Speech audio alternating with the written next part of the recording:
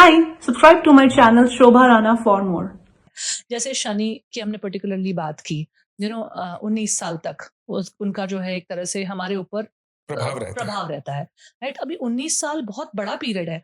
अगर किसी की लाइफ के प्राइम जो इयर्स है, मानिए 25 से लेके 45 50 तक, राइट? उसमें अगर शनि आप पे हावी हो जाए, इस टाइम फ्रेम में आपको अपना करियर भी देखना है, पैसे भी जोड़ने हैं, घर भी बनाना है, फैमिली प्लानिंग करनी है, पार्टनर ढूँढना है। बहुत सारी लाइफ के गोल्स हैं जो ये पीरियड आपका तय करेगा कि आप लाइफ में क्या कर पा रहे हो। और इस टाइम पे अगर आपका शनि हावी हो गया, तो कैसे आप अपनी लाइफ को बेटर क्रिएट कर सकते हो? Because if an energy is influencing your actions and आपके काम में एक तरह से थोड़ी दखलंदाज़ी हो सकती है, then how can you kind of take corrective definitely measures? यहीं पे एस्ट्रोलॉजी का रोल आता है। एस्ट्रोलॉजी में माना जाता है 25 टू 55 हुँ, एक 30 साल का फेज होता है जो प्राइम फेज होता है।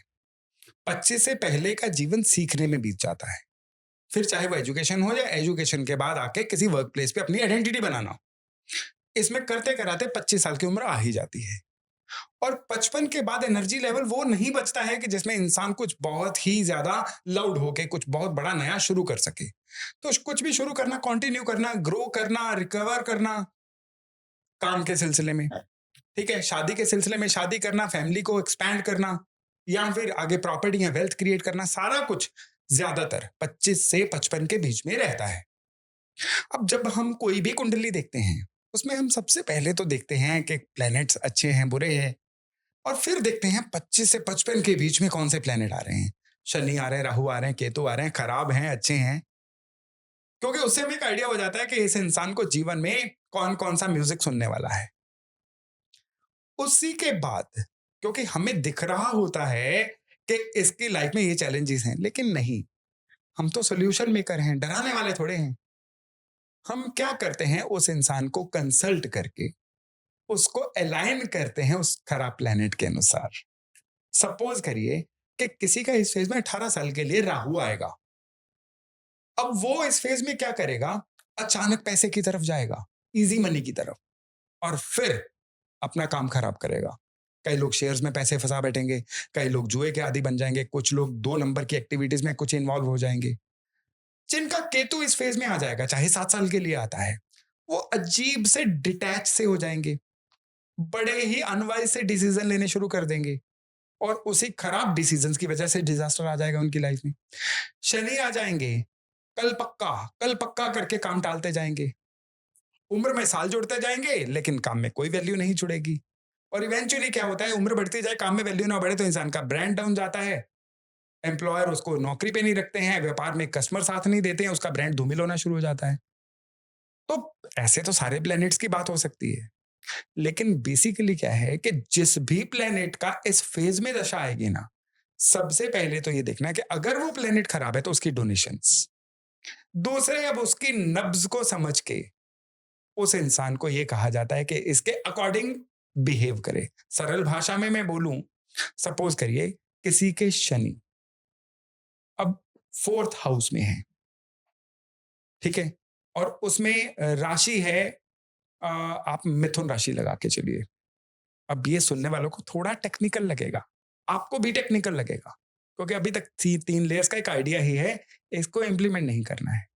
लेकिन वो जो शनि की दशा है, उस इंसान के थॉट प्रोसेस को पैरालाइज करेगी। अब ये जो शनि की दशा है, उस इंसान के सोशल रिलेशंस को पैरालाइज करेगी। अब क्या होगा, खराब बनते बिगड़ते संबंधों की वजह से या अपनी प्रॉपर्टीज की वजह से वो इंसान जीवन में इन शनि के 19 सालों में पेन में आएगा।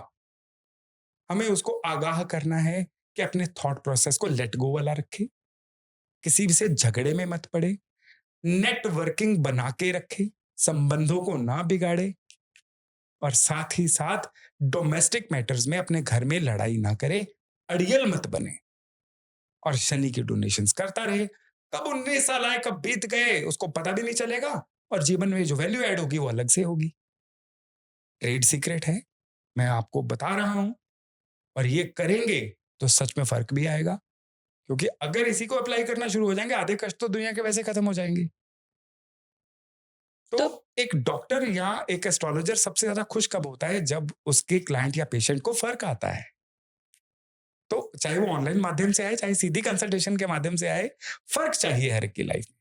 ये ना आपके इस आंसर में मैं जो समझ पा रही हूँ, जो एक्शनेबल मेरे लिए या जो इसे सुन रहा है उसके लिए है कि आपको अपनी नेटवर्किंग, जैसे आपने बोला, रिलेशनशिप्स को खराब ना करें, अपने अड़ियल ना बने, स्टक होके ना रहें, अपने काम को करते रहें उस कंसिस्टेंसी के साथ। तो ये सारी चीजें मैं अगर नॉर्मली भी अप्लाई करूं, तो चाहे मेरा वो मुझे पता है कि मेरा शनि है या नहीं है, तो भी मेरी लाइफ में ग्रोथ नहीं होगी देखिए, ही। नहीं ये चीजें कई बार सिलेक्टिवली सच होती है, लेकिन कई कई किस्सों में नहीं होती। आप सपोज करिए बहुत इन्फ्लुएंशियल पोजीशन पे हो और वहां पे आप अपने सोशल रिलेशन इतने बढ़ाते जाओगे, लोग आपका फायदा उठाना शुरू हो जाएंगे, तब आपको आइसोलेटेड रहना है। मे बी तब आपका सूरज बलवान हो और उसकी वजह से आपकी अथॉरिटी बहुत ज्यादा बढ़ जाए, तब आपको थोड़ा सा कटे कटे रहना है, क्योंकि तब आपके मिसयूज होने का खतरा बढ़ जाएगा। या आपका फैमिली में कोई ऐसा मेंबर है जो आपके लेट गो का लाभ उठा के बहुत सारी चीजों में मैनिपुलेट करना चाहता है, तब आपको वहां पे भी सतर्क रहना है। तो ऐसा ये फ्लैट रूल कहीं पे नहीं है, लेकिन जब ये चीज पेन दे रही है, यही कंसल्टेंट रीड करेगा और बताएगा।